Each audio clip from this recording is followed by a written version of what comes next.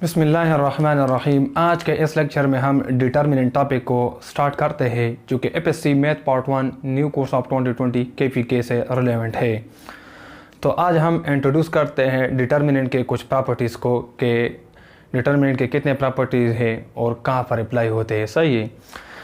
तो properties of determinant में पहले प्रॉपर्टी की जाने बढ़ते हैं। कह रहा है कि if every element in a row और column of a square matrix is zero, so the determinant of that matrix will be zero.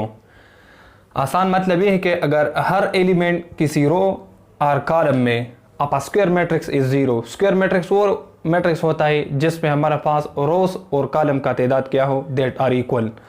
याद रखें, डिटर्मिनेंट हम उसी मैट्रिक्स के मालूम करते हैं जिसमें रोज और कॉलम बराबर हो। इसका मतलब ये है कि हम सिर्फ स्क्वायर मैट्रिक्स के डिटर्मिनेंट फाइंड आउट कर सकते हैं। तो अगर हमारे पास कोई मैट्रिक्स गिवन हो, लेट्स सपोज हमारे पास एक 3x3 ऑर्डर मैट्रिक्स गिवन है, 1 2 3 4 5 और 6 हो, और लेट्स सपोज इसी 3x3 ऑर्डर मैट्रिक्स में थर्ड रो कंप्लीट जीरो है।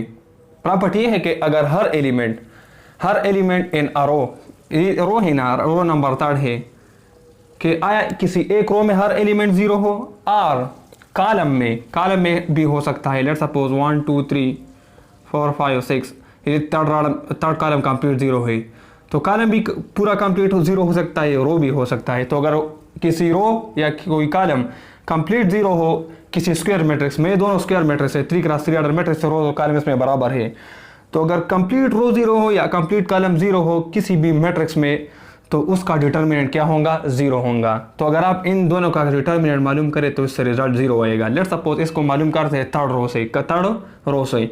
सो अगर आप इसको थर्ड रो से एक्सपेंड करोगे तो जीरो के साथ इस तरह होगा ना, इसको क्रॉस करो इसको, तो इससे 2 × 6 से 12 माइनस 15 से क्या आएगा, -3 आएगा।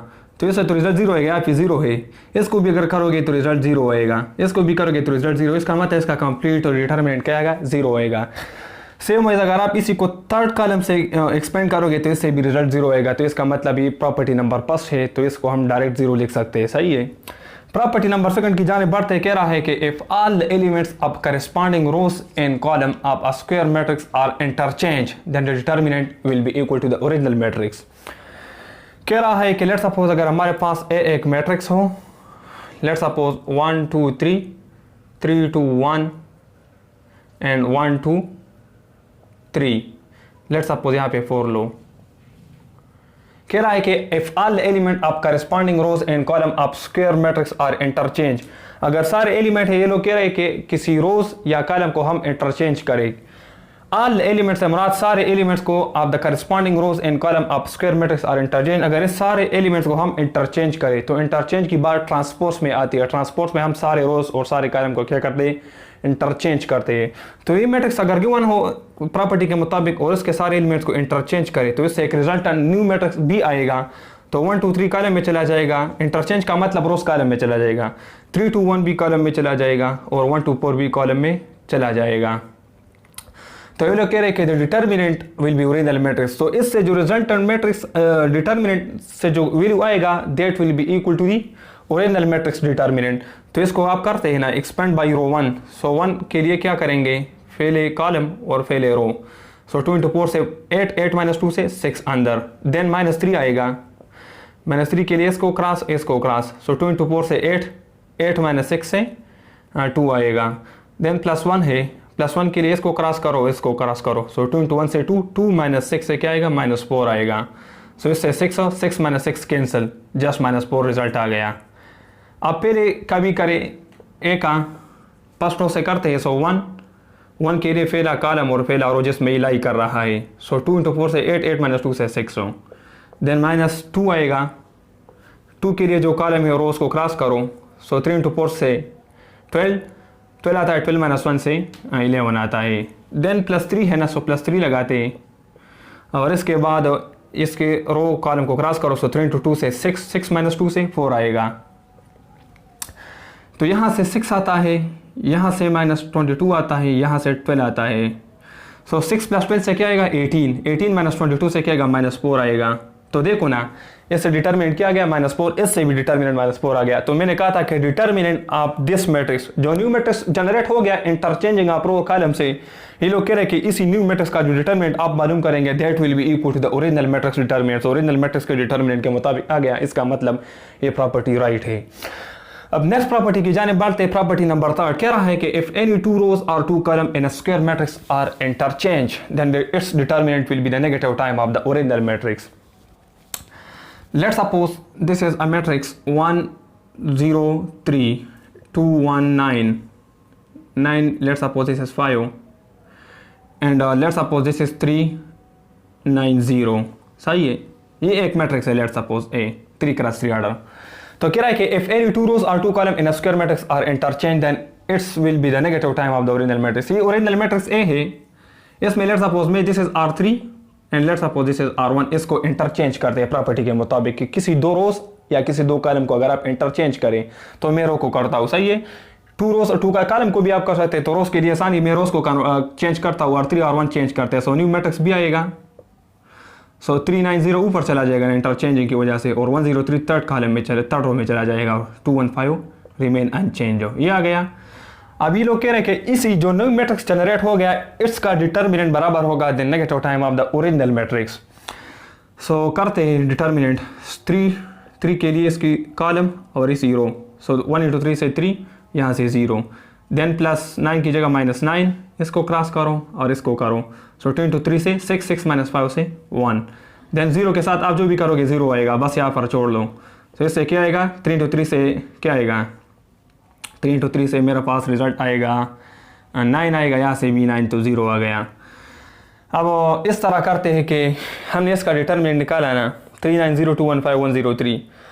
अब इसका भी करते हैं 103215 ए मैट्रिक्स का। सो 1 के लिए इसको क्रॉस करो, इसको। सो 10 यहाँ से -45, देन -0 के साथ जो भी करोगे 0 आएगा, देन +3 लगा लूँ 3 के लिए इसको। सो 2 × 9 से 18, 18 - 3 से क्या आएगा, 18 - 3 से हमारे पास 15 आता है। सो यहाँ से -45 + 45 से 0, तो रिजल्ट इसी केसेस में 0 0 आता है। लेकिन अगर आप इसको मैनुअली करोगे इस तरह, इस 0 को हम नहीं लिखते। लेट्स सपोज मैं इस तरह लिखता हूँ 1 2 3 3 2 1, ये 0 की वजह से सारा रिजल्ट 0 आ गया। 3 2 1 0 को इग्नोर करता हूँ। सो 1 2 3 इस तरह मैट्रिक्स ए गिवन है। अब इसका डिटर्मिनेंट क्या होगा, 6 हो एंड -2 से 4, देन -2, इसको क्रॉस करो, इसको। सो 3 × 3 से 9, 9 - 1 से 8 हो, देन +3 है ना, देन यहाँ से 6 - 2 से 4। सो 4 + 12 से क्या आएगा, 16, 16 - 16 से अगेन 0। तो इसी का मतलब ये हुआ कि अगर दो रोज और two column in square matrix are interchange, so that matrix जो न्यू मैट्रिक्स आएगा डिटर्मिनेंट के बाद नहीं हो रहा है, इसलिए रिजल्ट 0 आ रहा है। यहाँ पे डिटर्मिनेंट के बाद नहीं हो रहा है कि then its will be the negative time of the original matrix. जो सेकंड मैट्रिक्स भी आएगा that will be the negative time of the original matrix. This is property number 3. Next property है कि if a square matrix having two identical row or two column, then the determinant of that matrix will be a 0. Let's suppose this is matrix A, जिसमें हमारे पास 1 2 3 पहला रो है, दूसरा रो है 1 9 2। सही है। अब ये 1 2 3 है, लेट्स सपोज यहाँ पे भी 1 2 3 लेता हूँ। तो इसमें क्या हो गया, पहला रो और तीसरा रो हमारे पास 2 रोज आइडेंटिकल है, सेम है। सो अगर स्क्वायर मैट्रिक्स है ना, सेम रोज और सेम कॉलम है, इसमें अगर 2 आइडेंटिकल रोज, मतलब आइडेंटिकल से हमारा सेम 2 रोज और सेम कॉलम आ गए, सो इसका डिटरमिनेंट 0 होगा। तो ये 2 रोज सेम है ना, R1 और R3 सेम है, तो इसका मतलब इसका डिटरमिनेंट आएगा दैट विल बी 0। कॉलम में भी इस तरह सकता है कि 2 कॉलम सेम हो और तीसरा सेम नहीं हो, तो इससे भी रिजल्ट क्या आएगा, 0 आएगा। So these are the 4 properties related with the determinant. इसके बाद नेक्स्ट 4 प्रॉपर्टीज डिस्कस करते हैं। अब नेक्स्ट प्रॉपर्टीज को समझते हैं। प्रॉपर्टी नंबर 5 कह रहा है कि if every element of a row और column of a square matrix is multiplied by a real number k, then determinant will be k times of the original matrix determinant. Let's suppose अगर हमारे पास A एक matrix हो 3 × 3, A11, A12, A13, A21, A22, A23 and A31, A32, A33। ये 3 × 3 order कोई matrix A है। तो कह रहा है कि if every element of a row और column of a square matrix, कोई स्क्वायर मैट्रिक्स है जिसमें रो और कॉलम बराबर हो, इसमें किसी एक रो और किसी एक कॉलम को अगर रियल नंबर के से मल्टीप्लाई किया जाए, हर एक एलिमेंट ऑफ दैट रो और दैट कॉलम कि अगर हर एलिमेंट किसी रो किसी कॉलम को हम के से मल्टीप्लाई करें then the determinant of that matrix will be the k times of the original matrix. So let's suppose अगर अनदर मैट्रिक्स भी हमारे पास आ जाए, लेट्स सपोज पहले रो के साथ में के मल्टीप्लाई करता हूँ, सो ये बनेगा KA11 KA12 KA13। प्रॉपर्टी के मुताबिक के को मैंने किस चीज़ के साथ मल्टीप्लाई किया, पहले रो के साथ। बाकी रोज हमारे पास अनचेंज होंगे, A21 A22 A23 A31 A32 A33। अब इसका डिटर्मिनेंट क्या होगा, इसका डिटर्मिनेंट अगर R1 से एक्सपेंड किया जाए सो A11 के लिए A11 आएगा। इसी कैपिटल A का मतलब minor of the A11 plus यहाँ पर प्लस था, यहाँ पर माइनस आएगा, minus A12 and minor of the A12 A12, यहाँ पे plus A13 then minor of A13। ये इसका डिटर्मिनेंट है। इसका डिटर्मिनेंट क्या होगा, इसका डिटर्मिनेंट इस तरह आ जाएगा, B determinant will B KA11 अपनी जगह पे और इसका minor A11 then minus KA12 and minor A12 then plus KA13 and the minor of this KA13 will be A13। सही है। अब इन तीनों में के कॉमन है तो एक के को कॉमन किया जाए तो यहाँ पर A11 रह जाएगा, ये के को यहाँ से कॉमन किया सो माइनस A12 रह जाएगा, के को कॉमन किया सो A13 मतलब इससे ही आ जाएगा अंदर डिटर्मिनेंट ऑफ A। तो ये हमारे पास प्रॉपर्टी के मुताबिक न्यू मैट्रिक्स का जो डिटर्मिनेंट आ गया that is k time of the original matrix. तो इसका मतलब प्रॉपर्टी को हमने वेरीफाई किया कि determinant of the new matrix will be k times of the original matrix. So ये हमारे पास प्रॉपर्टी नंबर 5 है। अब प्रॉपर्टी नंबर 6 ये है कि if every element of a row or column of a square matrix is the sum of the two term then its determinant can be written as the sum of the two determinant। सही है। कह रहा है कि let's suppose ए एक matrix है, every element of row और column of square matrix is the sum of the two term. कोई स्क्वायर मैट्रिक्स है जिसमें हमारे पास रो कॉलम बराबर हो और इसमें हमारे पास एक रो या एक कॉलम, इसका हर एक एलिमेंट हमारे पास सम ऑफ टू टर्म हो। Let's suppose this is 1 2 3 and let's suppose यहाँ पर जो नेक्स्ट रो है इसमें लिखता हूँ 3 + 1 2 + 1 एंड 9 + या 9 - 2 ये इस तरह है, या फिर लेट्स सपोज 3 2 1 है। तो कह रहा है कि अगर हमारे पास एवरी एलिमेंट ऑफ रो और कॉलम, सो रो की बात मैं यहाँ पर कर रहा हूँ कि square matrix is the sum of two term. So मैंने सेकंड रो को सम ऑफ टू टर्म लिखा, सही है। So then it's determinant can be written as sum of two determinant. So इसी का जो डिटर्मिनेंट हम लिखेंगे that will be the sum of two determinant. Sum of two determinant किस तरह आता है, यहाँ पर 1 3 3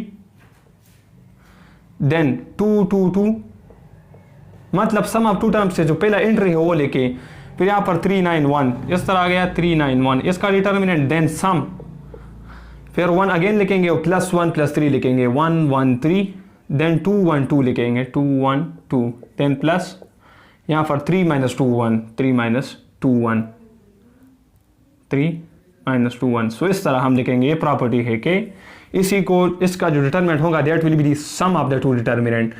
ये 1 2 3 3 2 1 तो दोनों में कांस्टेंट आएगा, लेकिन यहाँ पर सेकंड रो में पहला एंट्री पहले मैट्रिक्स में आएगा, फिर जो दूसरा एंट्री वो सेकंड में आएगा। This is the property number 6। Next property number 7 ये है कि if every element of any row और column of a square matrix is multiplied by the real number k, कि अगर हर एक एलिमेंट ऑफ एनी रो और column square matrix multiplied by real number के, इसी प्रॉपर्टी के मुताबिक प्रॉपर्टी नंबर 5 की तरह है कि लेट्स सपोज हमारे पास ए मैट्रिक्स 2 3 1 देन 1 2 3 देन 2 1 3 इस तरह कोई let's suppose 3 cross 3 order matrix है कि अगर हर एलिमेंट किसी रो या किसी कॉलम को हम कैसे मल्टीप्लाई करें। सो लेट्स सपोज में कि इसका जो पहला मैट्रिक्स पहला रो इसको कैसे मल्टीप्लाई कर सकते, सो 2k 3k एंड k रह जाएगा और बाकी को इस तरह ही लिखे 1 2 3 2 1 3 ये आ गया प्रॉपर्टी के मुताबिक। देन ये रो कह रहा कि the resulting product is added हो, इससे जो रिजल्टेंट प्रोडक्ट आ गया ना, इसी रिजल्टेंट प्रोडक्ट को the resulting product is added to the corresponding element of another row और कॉलम ऑफ द मैट्रिक्स हो, कि अगर हमारे पास एक स्क्वायर मैट्रिक्स है इसमें किसी एक रो या किसी एक कॉलम को आप के साथ मल्टीप्लाई करें और उससे जो रिजल्ट आ जाए, रिजल्टिंग प्रोडक्ट ही आ गया ना, इसी रिजल्टिंग प्रोडक्ट को आप किसी अनदर रो या किसी अनदर कॉलम के साथ ऐड करें। तो लेट्स सपोज मैं इसी को पहले रो को किसी सेकंड के साथ ऐड करता हूँ तो ये इस तरह होगा 2k + 1 3k + 2 देन k + 3 ये आ गया और बाकी सेम आएगा 2k + 1 था यहाँ पर 1 2 3 और 2 1 3 ये आ गया। फिर कह रहे हैं कि the determinant of the resulting matrix is equal to the determinant of the original matrix. Case का अगर आप डिटर्मिनेंट मालूम करेंगे ना, so this determinant of this matrix will be the determinant of the original matrix ए।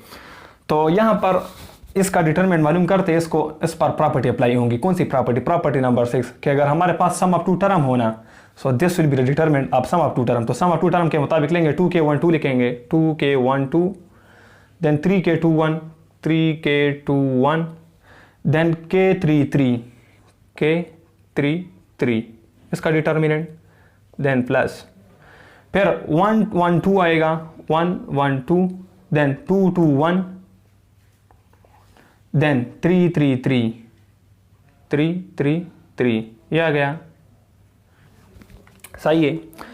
अब इसमें identical रोज तो हमारे पास दो नज़र नहीं आ रहे। अब इस तरह करते हैं कि यहाँ से हमारे पास 2k 3k है ना, k को कामल करूँ तो क्या बच जाएगा अंदर? 2 या फिर 3, यहाँ पर 1। सही है। अंदर क्या आएगा? 1 2 3, 1 2 3, देन 2 1 3 ये आ गया, देन प्लस 1 2 3, 1 2 3, 1 2 3, देन 2 1 3 ये आ गया। सही है। यहाँ 1 1 2, 2 2 1 3 3 3। अब यहाँ पे देखो 1 2 3 1 2 3 दो रोज हमारे पास सेम है, तो हमने प्रॉपर्टी नंबर 4 के मुताबिक अगर किसी मैट्रिक्स में दो रोज और दो कॉलम सेम हो, आइडेंटिकल हो, तो इसका जो डिटर्मिनेंट आएगा दैट विल बी 0। तो इसका मतलब यहाँ से रिजल्ट क्या आएगा? This will give us 0। अब इसको अगर आप करोगे तो इससे जो डिटर्मिनेंट आएगा that will be the determinant of the original matrix. सही है।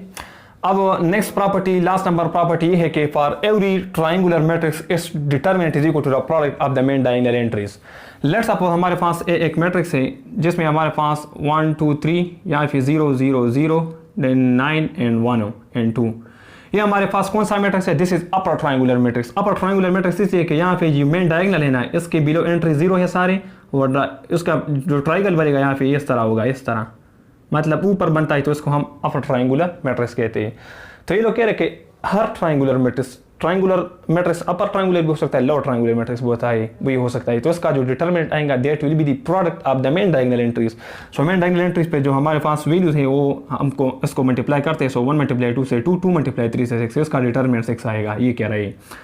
अभी तो अपर ट्राइंगुलर हो गया, लोअर ट्राइंगुलर भी हो सकता है, 1 2 3 3 इस तरह। यहाँ पर हमारे पास मेन डायगोनल यहाँ पे 0, यहाँ पे 0, यहाँ पे 0, 1 2 3 3 2 1। ये हमारे पास इसमें ट्राइंगल नीचे बनता है, सो ये लोअर ट्राइंगुलर है। इसका भी determinant the product of the main diagonal, इसका भी रिजल्ट क्या आएगा? 6 आएगा। So these are the 8 properties related with the determinant of the matrix. अब ये प्रॉपर्टीज हमारे पास नेक्स्ट जितने भी एक्सरसाइज आ रहे हैं, एक्सरसाइज नंबर 2.2 2.3, इसमें ये प्रॉपर्टीज क्या होंगे? दिस प्रॉपर्टी यूज़ होंगे। सो दैट्स वाई इस पर एक वीडियो बनाना ज़रूरी था। सो इंशाल्लाह नेक्स्ट लेक्चर में फिर एक्सरसाइज नंबर 2.2 स्टार्ट करेंगे। So thank you for watching this video.